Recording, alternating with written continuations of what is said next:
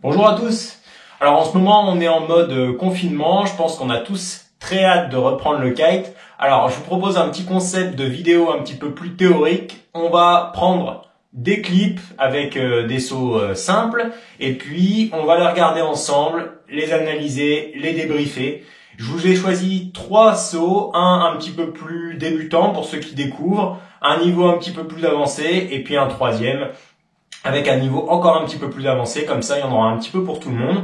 Donc on y va, j'ai mon ordinateur qui est là, on va les regarder ensemble et puis on débriefe, on analyse. Allez, c'est parti.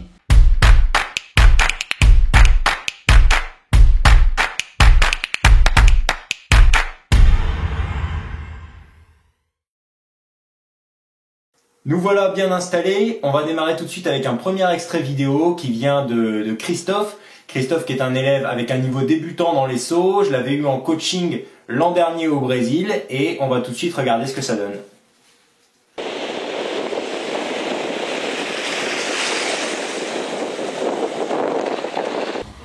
Problème.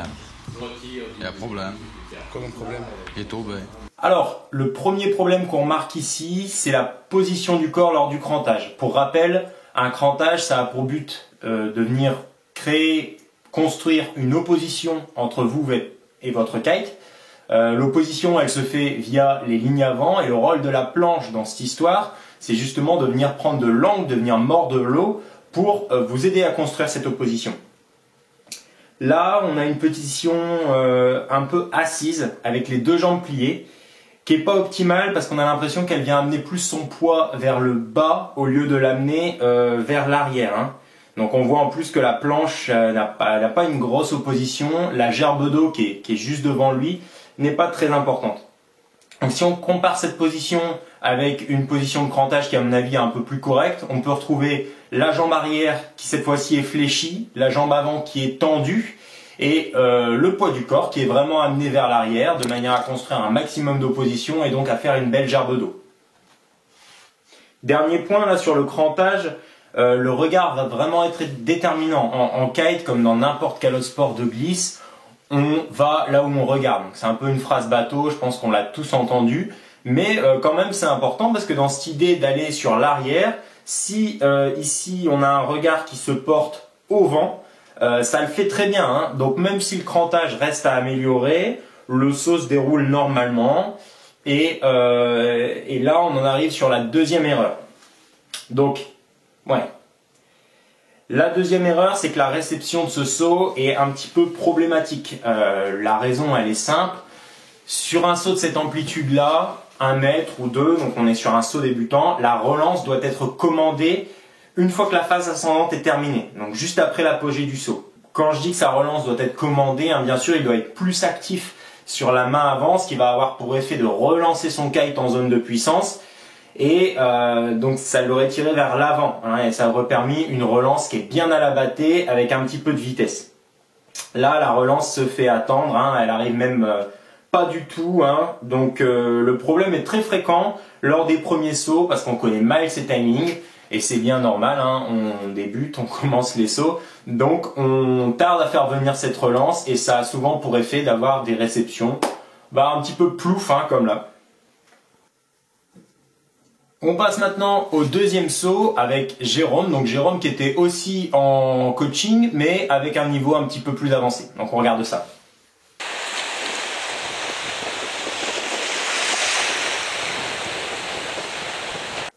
Oui, si j'ai choisi cette vidéo, c'est parce que c'est une erreur que je vois souvent, donc je pense que ça va vous intéresser.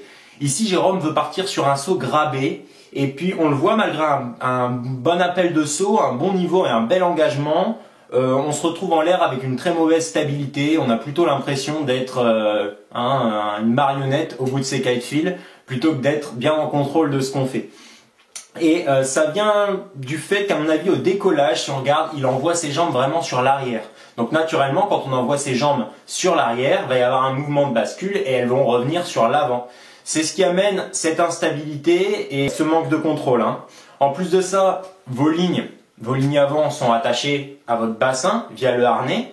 Et donc, en faisant la bascule, vous allez perturber la tension de vos lignes avant. Et ça peut vraiment être significatif dans la stabilité ou l'impression de stabilité de votre saut surtout quand le vent est un petit peu plus léger, hein.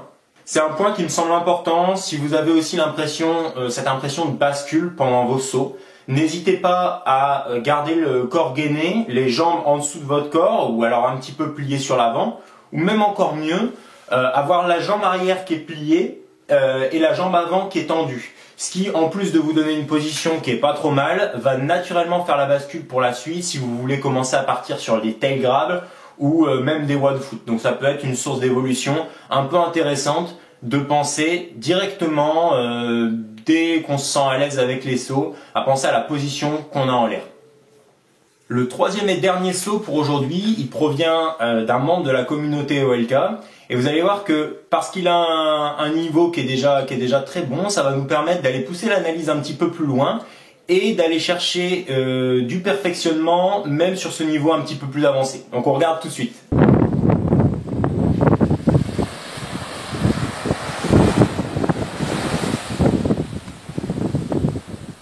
Alors, ça arrive qu'on se retrouve bien toilé sur un beau plan d'eau et puis on se dit allez, je vais envoyer super agressivement, je vais envoyer le pâté, et puis des fois ça se fait un petit peu au détriment de la technique. Donc là, je m'explique. Premièrement, on voit lors de l'ascension du saut qu'à un moment le rider est complètement stoppé dans son ascension, voire qu'il se fait un petit peu déporter sur la droite. Pour rendre les choses encore plus évidentes, je vais vous mettre tout de suite une flèche qui va vers le haut, qui va vers midi, et donc qui matérialise l'ascension du saut et la sustentation, et une deuxième flèche là où est le kite de Jonathan. Donc on voit tout de suite que le kite est allé beaucoup trop loin, enfin à mon goût, il est quasiment à 2 heures. Alors je sais qu'il est parfois indiqué quand on est bien toilé et qu'on fait un saut d'envoyer son kite un petit peu en fenêtre opposée, ça se défend complètement. Par contre, premièrement, il faut pas exagérer, il faut pas l'envoyer complètement à 2 heures. Et puis deuxièmement, une fois que on a fait son appel de saut et qu'on a quitté le contact avec l'eau, il va être important de bien ramener le kite au-dessus de sa tête pour faciliter justement l'ascension encore dans le saut et puis la sustentation. Il y a un deuxième point sur lequel je tenais à attirer votre attention, c'est que lorsqu'on fait un saut, le but c'est qu'on en vienne à quitter l'eau lorsque notre kite vient taper le bord de fenêtre. Donc le kite est en train d'avancer vers le bord de fenêtre au moment où on crante, mais au moment où on décolle, il doit être arrivé sur son bord de fenêtre. Ça veut dire qu'il peut toujours bouger sur la gauche et sur la droite, mais qu'il n'est plus censé avancer. Or là, quand on regarde ce petit clip vidéo, on voit que au moment où le rider a quitté le contact avec l'eau, on a encore un avancement du kite qui est en train de se diriger, on l'a dit tout à l'heure, quasiment vers 2 heures, et qui du coup est en traversée de la fenêtre de vol, la fenêtre de puissance. Donc là, vous me voyez venir, pourquoi c'est un problème? Eh bien, une fois qu'on a quitté le contact avec l'eau, on n'a plus de quoi cranter, de quoi s'opposer. Donc naturellement, on va aller vers là où nous emmène le kite. Si on a un kite qui est en train de traverser la zone de puissance, on va être tracté sur l'avant. Nous, ce qu'on veut dans le cadre d'un saut, c'est bien aller sur le haut. Donc si on a un kite qui est encore en phase d'avancement, encore en train de traverser la zone de puissance pendant qu'on vient de décoller, ça va nous poser un problème. On va avoir un saut qui va être plus en longueur qu'en hauteur.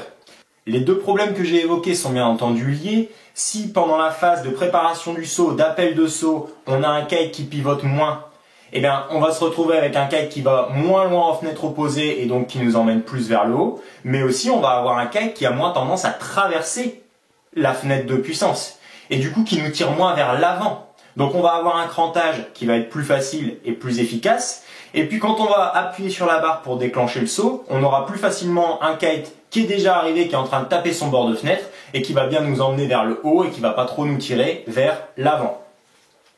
Voilà. Donc mention spéciale pour la réception de cette vidéo qui est vraiment nickel. On a un bon download bien au-dessus de la tête qui lui fait se poser comme une fleur. En plus, il part bien à la battée, donc ça, il n'y a aucun problème à montrer dans toutes les écoles de Big Air. Merci d'avoir visionné cette vidéo, j'ai pris beaucoup de plaisir à la faire. J'espère que ça vous aidera à corriger certains de vos points faibles si vous êtes reconnu dans nos 3 riders d'aujourd'hui et que ça vous aidera à être au top sur les spots cet été. En attendant, si vous avez des retours à me faire, des choses que j'aurais pas forcément vues dans l'analyse des vidéos, si vous avez des questions, des remarques, n'hésitez pas à les poster en commentaire. Ça m'intéresse beaucoup de savoir ce que vous avez à dire. Et puis, moi je vous dis à la prochaine. Allez, ciao! N'oubliez pas que si vous souhaitez me rejoindre pour une semaine entièrement dédiée à votre progression en kite, vous avez toujours la possibilité de le faire. Je vous mets les dates, elles s'affichent un peu partout sur l'écran. Vous avez juste à m'envoyer un mail et puis je m'occupe de tout. On est parti pour une semaine de kite dans des conditions complètement idylliques au Brésil, à la One Lunch Kite House Pontal de Maceo. En attendant, je vous dis à la prochaine. Prenez soin de vous. Ciao!